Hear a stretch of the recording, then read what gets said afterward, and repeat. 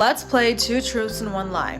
First statement: Israel's committing a genocide in Palestine. Okay. Number two, Israel loves staying true to its ceasefire agreements.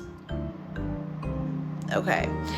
Number three, the US's domestic and foreign policies are directly connected to Israel's genocide in Gaza and the occupation of Palestine. I'll give you some time to think about which one's a lie. Obviously, the lie is that Israel loves to stay true to its ceasefire agreements, because it doesn't.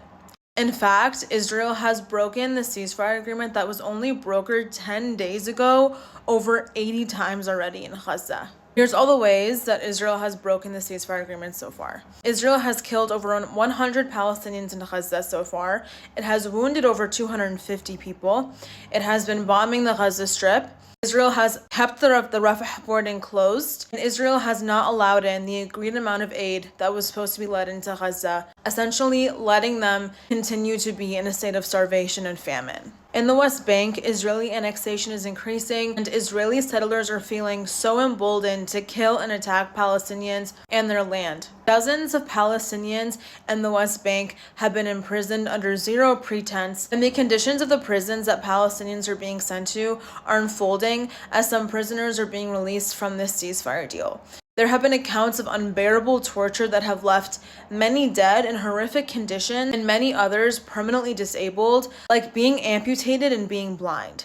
People think that the suffering in Palestine has ended and that we can just go back to caring about our own foreign policy here in the US. That's another lie. This may just be the beginning of something else that Israel is planning to do, a quieter form of genocide while people forget and look away. They don't realize that the destruction of Palestine is directly tied to our material conditions here in the US. The worse Palestine gets, the more money that we send to Israel, the worse our socioeconomic status gets. Yet Trump and Netanyahu want to blame Palestinians for their inability to stick to a ceasefire. This is no one's fault but the US and Israel's, and the criminalization of Palestinians needs to be understood in a broader framework that's not just Palestine versus Israel. Palestinians are the ones being stripped of everything from their land to their dignity, and the same is happening here in our Black and brown communities.